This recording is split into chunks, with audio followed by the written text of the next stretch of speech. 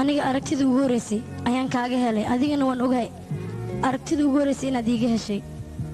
marka waxbayaan been isku sheegin labadeen runta aan isku sheegno هاي نمل كم جهل أنيقة هبينو كم ربو مالينو كم ربو نفط هذا بين هوش شيء نايا adiga ayaa been sheegayo warunta ma diidaysaa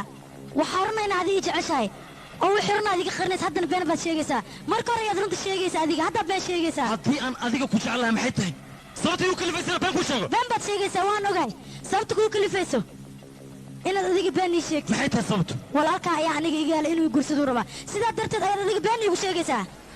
intaan adiga been ku sheegi lahaa oo aniga nolosheeda ku ciyaari lahaa soo igama sahlana in walaalkay runtu sheegto in ilaahdo gabadhaas aniga jecel hawadiga bax asagana waxay kula tahay arrintaas inuu iga diidayo walaalkay waxaan codsadan iga diido anigii saaxiibtana soo dhex gelin jecelkiga ku ciyaar war si walba dilaada dumaasho kuma noqonaya aniga dhan waan hormarsaday guul darro iyo dhibaato intaan ay ugu filan bes guul darro iyo qalbi jab dambe ma u adkaysanayay intaan ay ugu filan